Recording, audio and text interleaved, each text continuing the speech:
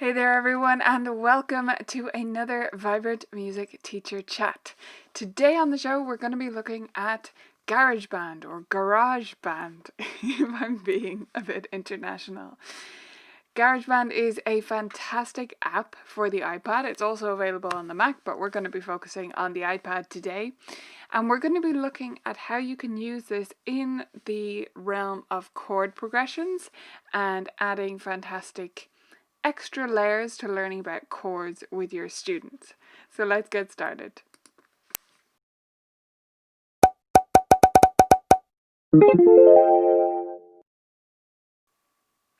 Right, so if you're ready to learn about Garageband, say hi in the chat. Let me know that you're here. Let me know what you want to know. Have you learned about it before? Have you used it a little bit? Have you been terrified to try? Have you opened it and not known where to start? Let me know your thoughts on Garageband, the app, and what you might have used it for in the past. Morgan is joining us. Janelle, Jacob. Hi, Jacob. Elizabeth, Charlotte, Claire. Great to see you here. Charity, Anja, Helen, and Laurie. Hi guys, hi everyone. So fantastic to have you here. I've had some really good response about Wednesday's chat. Thank you to all of you who joined us for that one. In that chat, I took you through the basics of how I'm teaching these 4-chord progressions, or a form of Tim Topham's 4-chord composing in a way, and taught in a slightly different way. So we went through that on Wednesday, and you can go back and check out the replay of that if you like. Make sure you're subscribed to the channel, by the way, while you are going back over old videos, because there's tons of stuff there. We've really focused on YouTube in recent months. I've always been consistently putting out one video a week here, but we've upped our game considerably recently. So if you haven't subscribed to the channel, make sure to do so, because we've got lots of fun stuff coming your way in the coming months to articulate. So waking up my mouth today. Right, so we're doing these chats, that's one component of YouTube, 3 times a week. Okay, so this is our Friday chat, and then some of you may be aware, on Fridays we do an extra little thing here on the chats, and that is to ask for your requests for topics for next week. So hit me up in the chat and let me know what you want to hear about. The topics we covered this week, the Monday, Wednesday, and today's chat, were all decided by you guys last Friday. So let me know what's happening next week. I want to know what we're talking about, right? Let me know what you want to hear about. Is there anything I've mentioned in passing recently, or something just in general that you want to know more about? Something as we head into the summer months that you want me to explore or do a discussion about? I'd love to help you out with that. Loads of people saying hi in the chat. Hi to all of you. Helena, great to have you back again. Runa over from Iceland, awesome to have you here. And a few people chiming in about Garageband too. Nice. Jacob, let me answer that now. So I'm wondering if you suggest an alternative for students that are PC users who don't have Garageband. I haven't found anything that's as comprehensive or as friendly. Although there is a great browser-based alternative, which I've forgotten the name of. What is it called? It'll come to me. If it doesn't, I'll mention it in the next one. But it's I found it recently. Someone might be able to remind me what it's called in the chat. But it was a browser-based one that works sort of similarly, although not quite the same as GarageBand. Doesn't have the smart instruments and stuff like that, but it is great for working with loops and for them recording their own stuff in there. So that is what I would suggest once I remember the name of it. But today we're going to dive into GarageBand, so it is going to be Apple specific. GarageBand comes included on all Apple devices, Macs, iPads, iPhones. You might have to pay for it. I'm not sure. Someone can confirm on that. I've been an Android phone user for a very long time, so I'm not sure. Yeah, so that's what we're going to dive into. I'm going to switch over to my overhead camera, but feel free to keep chiming in. Just because I'm not appearing on screen doesn't mean I'm not listening to your guys' comments in the chat and everything. Looking forward to alleviating some of the overwhelm and maybe giving some more tips for those of you who have explored GarageBand a little bit. So, as some of you may be aware, on Wednesday we did this. So if you're not sure what all that nonsense is about, we didn't do it in this key. By the way, this is from a lesson yesterday, but we went through this whole process, how I'm using chords in my lessons, and how we're mapping out all the chords in a certain key and talking about primary and secondary triads, and then making our little progression and experimenting with that. We did all of that on Wednesday's chat, so you can go back and check that out. But this GarageBand session is assuming all of that stuff has been done at least a few lessons. And then from there, we're going to take it over to the iPad. So I would have my students create a progression. Let's use... No, we won't. We'll take it back into C major. But let's use the progression my students came up with yesterday. 1, 2, 5, 6. Right? So we have them playing this.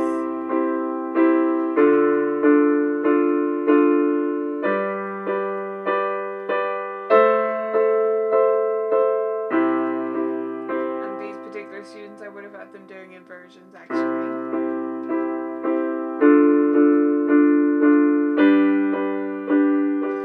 So going through like that and playing the chords, and they've done that a few times at this stage of the lesson. And Morgan, that's great to hear. She said Wednesday was great. I taught it a lesson a few hours later. Awesome. That's so great to hear, Morgan. So glad you're putting these ideas into action. She also said that it is free on the iPhone too. Thanks for confirming that. Awesome. And keep your suggestions coming for topics for next week. I am checking in with those. We'll come back to those at the end. So, while my iPad plays the keyboard, we will hop into GarageBand here. So, the first thing to do, obviously, is to open up the app. There's the guy.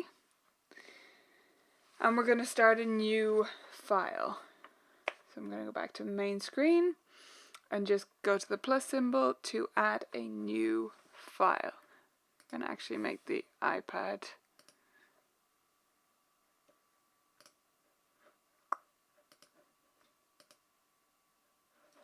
full screen for you there so you can see what's going on. Okay, so when we go into GarageBand, so I'm doing this in online lessons, I'm sharing my iPad screen. And I'm having students make all the decisions. If you're teaching in person at this stage, absolutely have them do the tapping and the touching, and you can talk them through it. If you're doing one-on-one lessons, you can do this with your student making the decisions. I have 2, so I tend to alternate because I'm doing this in buddy time. So I will tell them, okay, whoever, Claire, can you make the first decision? And then etc. So we go through that like that. I just alternate between them so that we're doing it collaboratively. The first decision I have them make is what instrument we'll start with. And I just have them choose between strings, bass. You guys can choose this in the chat, by the way. Strings, bass, guitar, world, and that's it. That's all I go with. Okay?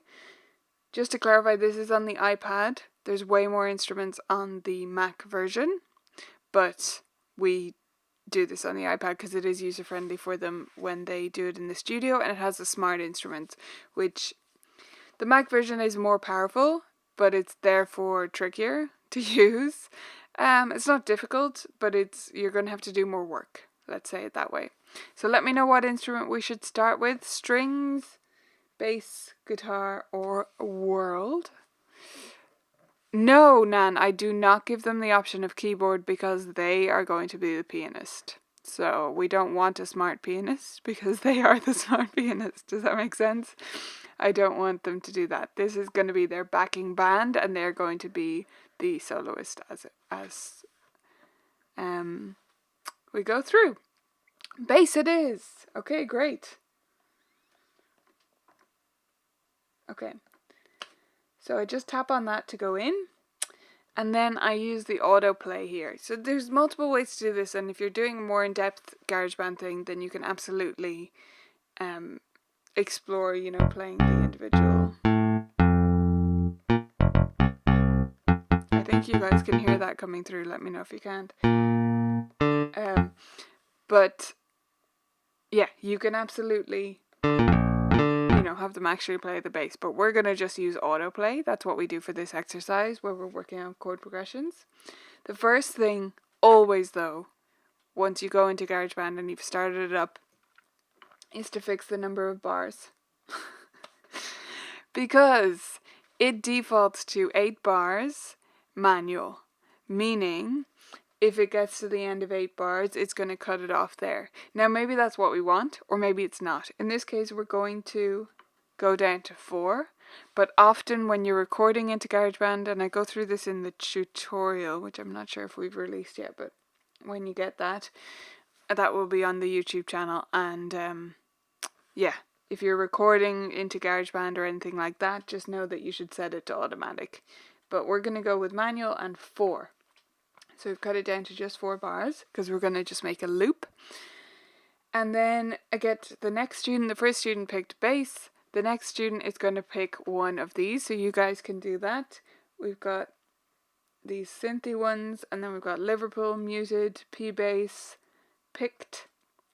And we've got a more traditional double bass there. So let me know which one of those we're going to go with.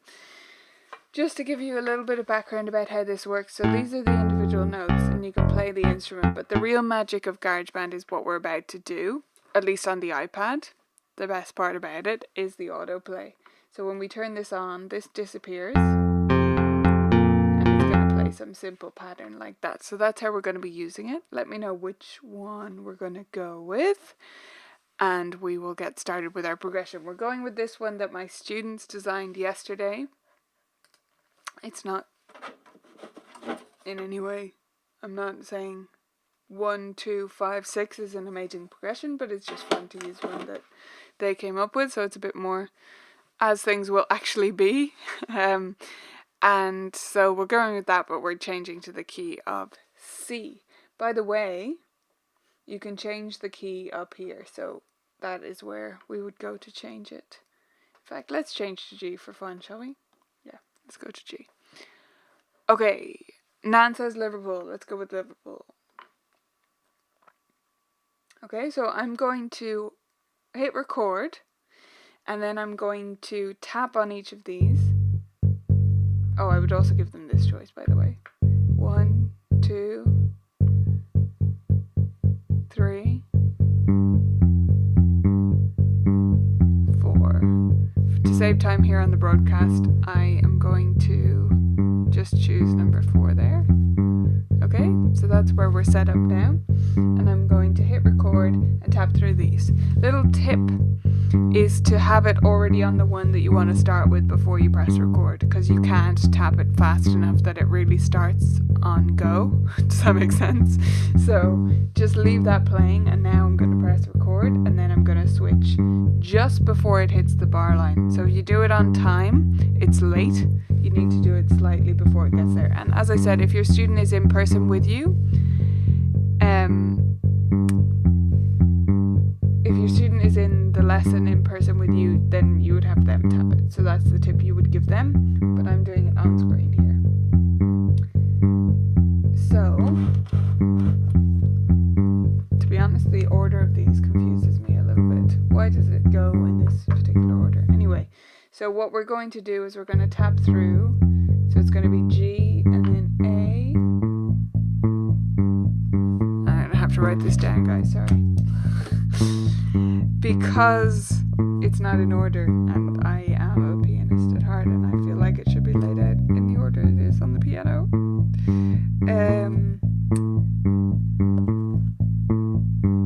Otherwise I'm going to get lost. So this is a little lesson in, I guess, humility, which with your students, because I would do this with them as well. If I was saying, oh no, I'm not going to be able to map this out, I would just write it down and tell them I'm not perfect. I'm going to have to write this down because of the order it's in here. So we'll press G and we'll hit record, and then we'll switch between them.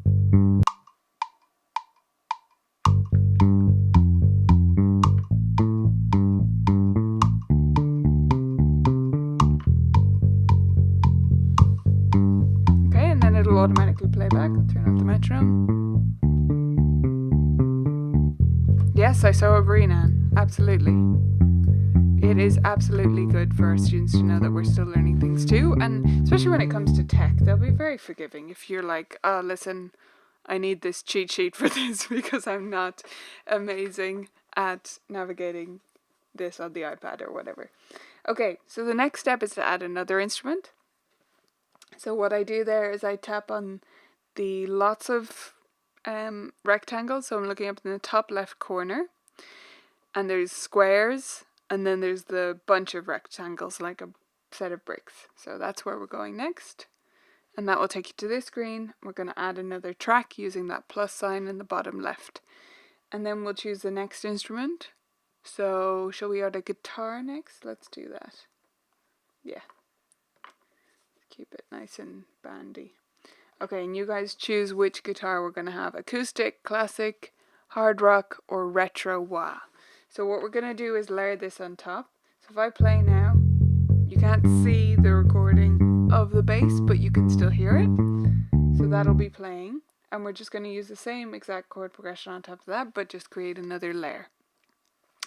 So let me know which one we should do. Retro wah it is, Runa. Great.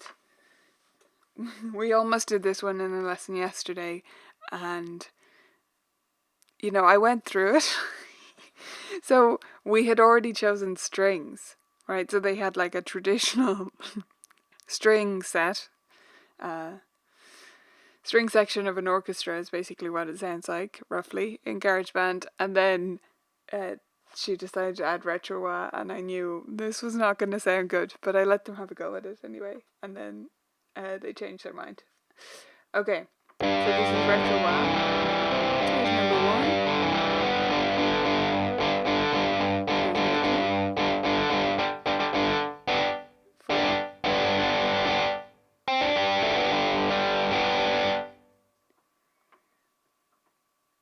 Okay, and you can test it out with the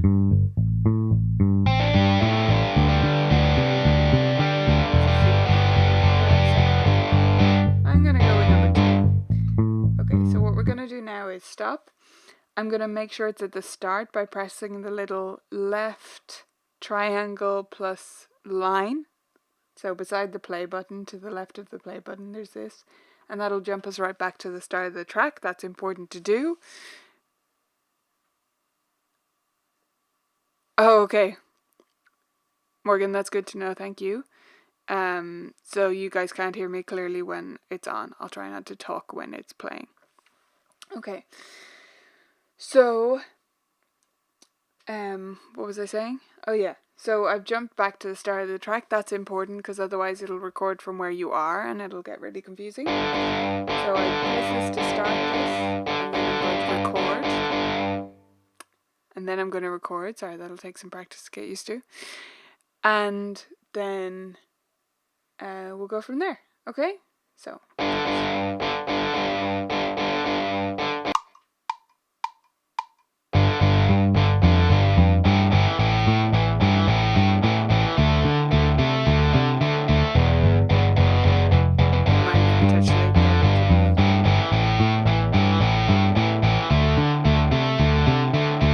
Then once they have a couple of instruments, that's where we add the drummer. So often they want to start with the drummer, but I don't have them do that. I go with the instruments first, so we have our chord progression, and then put the drummer in after that. Maybe that's a bit insulting to the drummer, but I like the drummer to come last so that it complements what we have in the instruments. So that's what we'll add now. Yeah, we want drummer, not drums. No, wait, we want drums, do we? I will never stop mixing these up. Yeah, no, this is what we want. It's the drummer one. We don't want the smart drums. They're not as good. I prefer the drummer. Okay, so this is what we had on yesterday, which is Rose.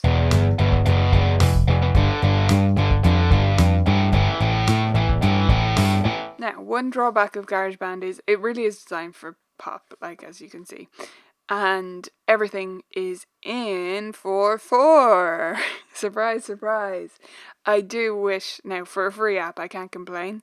But it would be really cool if you could properly change the meter, but you can't, as far as I'm aware. So even if you add a loop and stuff like that, they're all in 4/4. So this is Rose. We're going to change the drummer though. I said this to my students in the lesson yesterday because this is two 13-year-olds, okay? So they're fairly socially aware kiddos. And I was scrolling through and reading them the names and asking them to pick one at random. And I did say to them, gender inequality here is pretty rife. It needs to be addressed. So they have a bunch of men and 2 women as the drummer, which is not all that delightful. But anyway, we're going to choose the other woman who shares my name.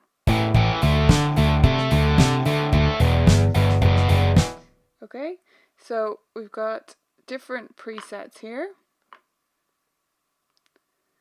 that we can try out. And then, sorry, I'll stop it while I talk. And then we can move this around. So it can be loud and complex, soft and complex, right? So it's just a handy little way of moving around. Obviously, it's nothing to do with actually drumming, but it does give them some thinking points and they decide something about how it sounds.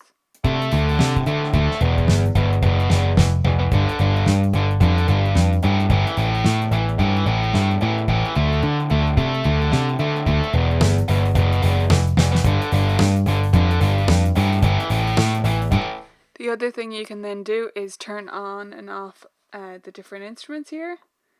So you can have the clap on or whatever. I think we'll go with the tambourine. And you can have the toms, the cymbals, etc.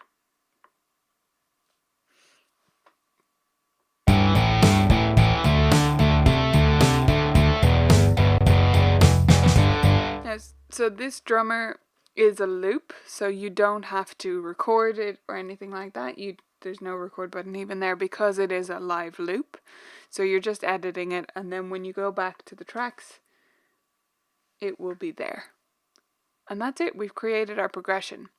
The last thing I always have them do is to play it and then try and stay in time with it on the piano. So let's try that now. And when they're in person, I have them record it. So we might as well do that. So let's create another track. I don't do this part in online lessons, but good to do in person. So I want the keyboard. No,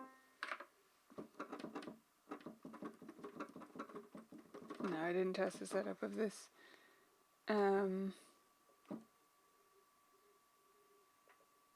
Oh yeah, no, sorry, of course it's not connected. I can't do both of those things at the same time, so I won't do that step. My iPad is currently connected to the computer via the cable that would be connecting it to the MIDI input on my keyboard if it was in person. So I won't do that step, as I said. But what I would do is just play it for them, and this is what we do in online lessons, and then they play along. So if they're just getting started, I would just play it and have them play just the root position chords or whatever like that. So I would count in. Since it's not recording, it's not going to do the count in. So I'd say 1, 2, ready, play.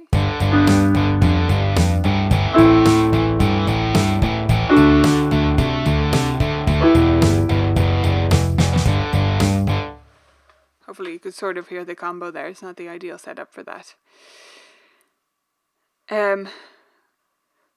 So yeah, that's the basic setup. Let me know if you have any questions about it, but it's a really great exercise in getting used to chords, how they work, and it's a fun way to put all this into action. What you could then do is take that track that you have now and use that for improvisation. You can use it for practicing the chord progression. You can use it for practicing scales, right? It's just a loop that is within that key. As long as they've written a fairly effective progression, it should make sense to play the scale along with it. So it's great to use for that, and you can export it to MP3. You just click the share button. Maybe I should show you guys that. You're just going to share it. So that is back here when you go out and you tap and hold there, that's where you see share. You can also change the name and stuff like that, and that's where you can share it just to an MP3, so it'll share as a regular audio file. And that's it.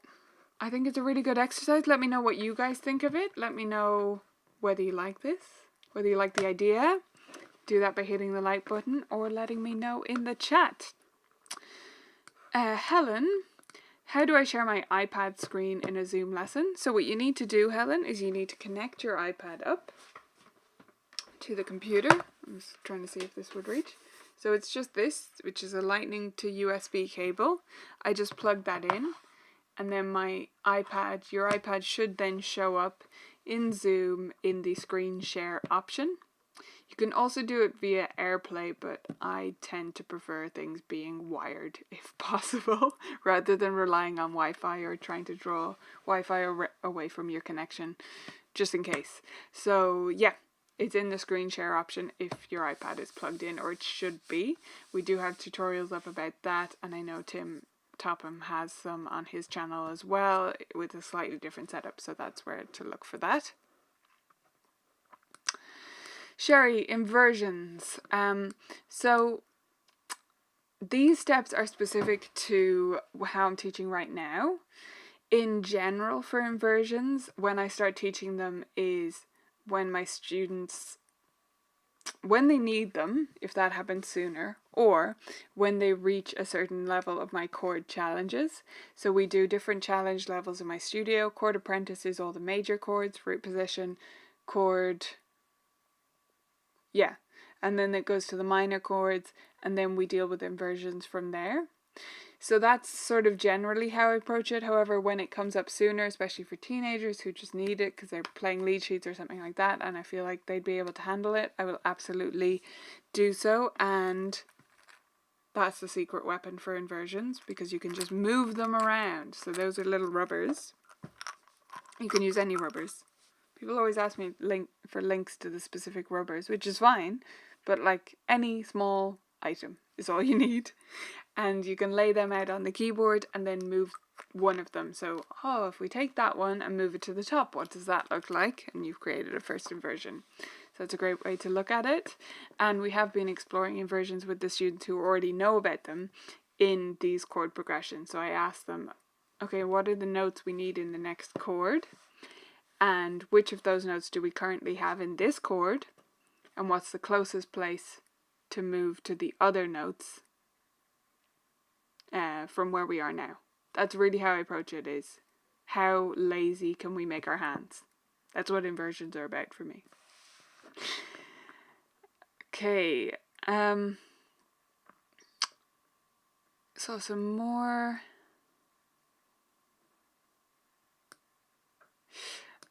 Oh yeah, so 2 questions here about the intro thing. I think I sort of answered that, but maybe you might have missed it, so in case that was unclear. If you're talking about an intro where it just goes tick, tick, tick, tick, or whatever, it does do that when you hit the record button. It doesn't do that when you're just playing it, which is what I was doing. So if you hit record, it will do the intro, the counting 4 in. If you're not recording, it won't. Hope that clears that up.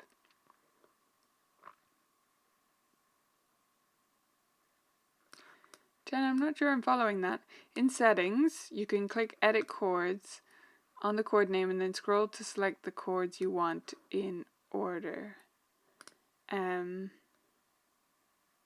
Oh, can I? That's good. That's a good tip. I get it now. You mean that I had them displayed in a certain order and I didn't like it. So I can put them in order, can I? That'd be cool. I'm going to experiment with that later. Thank you, Jana.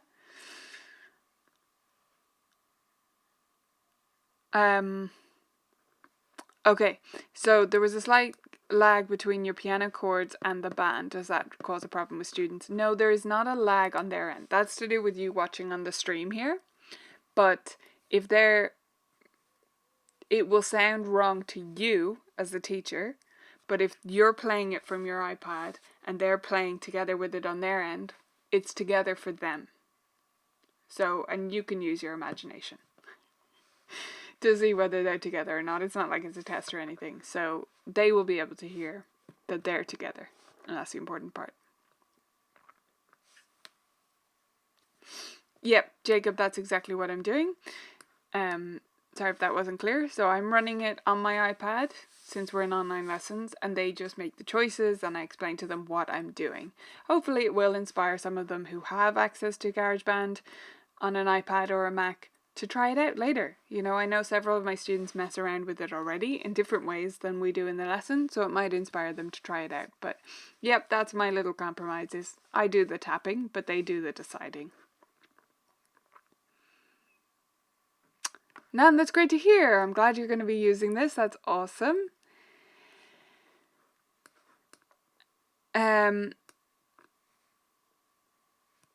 Yeah, Nan, I would go for a slower tempo rather than more bars per chord, although you absolutely could do 2 bars. I don't think that will make it that much easier. I would tend to do that for other reasons than ease. So you can just change the tempo. It's in the settings where I change the key. You can change the tempo there, and that is a great way to slow things down for a less advanced student. Absolutely. Awesome. Bonnie, it is indeed. Garageband is an Apple app. It is made by them and is only available on Apple devices. Yeah.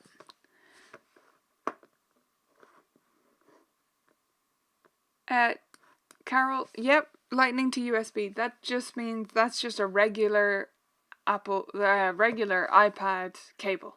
Nothing fancy. Lightning is just what you call the regular input. Okay, so all that is the cable that you use as your charger. It's nothing fancier than that. It comes with every iPad. It's not like the special camera connection or anything like that you get for a MIDI keyboard. Nothing fancy, just a regular iPad cable. Okay, so I hope you all enjoyed this and that it was useful for you and that you might give this a go. I've already heard from Nan who's going to give it a try. I hope you do. We've had several suggestions for future chats for next week. So Kimberly said, I'd love to hear more about the balance between friendly and approachable and having students respect authority and knowledge. That's an interesting one. Yeah, nice. So any other suggestions that people have for future chats, I would love to hear them. Thank you all so much for joining me. We're going to be back next week as usual. So we'll be back on Monday with our first one that I will have selected from what you guys suggest here. So continue suggesting if you're watching on the replay. So our schedule is somewhere. Oh, I've lost. Right, I swapped them around. That was smart. So we are on Monday afternoons, Wednesday afternoons, and Friday afternoons. If you need access to more resources, help with tech, fun stuff to do in your online lessons, all of that goodness, you can get access to Vibrant Music Teaching right now using the coupon code ONLINE. That will give you a 1-week trial for just $1. It will automatically roll over into our regular great rate, which is $25 a month. However, you can cancel before the week is up and you will not be charged again. I will give you access to tons of great resources, loads of stuff that you need for your lessons to make them more fun and more engaging for your students and to help them learn faster and better, more durably. So I hope that you'll check that out if you're not a member. And thank you all so much once again for joining me. It's great to hang out with you 3 times a week. We're going to be continuing this schedule up until the end of June. And from there, it's up for debate. So do let me know if you've been enjoying these chats, if you find them valuable, if you'd like them to continue beyond the end of June, all of that good stuff. And one thing that helps me know that you do want these things to continue is if you hit the like button. If I see those likes go up, that will help other people find this video, and it will help me know that you find it valuable and that it's worthwhile doing. So do that, and do subscribe to the channel while you're here. And I will catch you again next week with some more great chats and ideas for teaching. Okay guys, I'll see you then. Bye for now.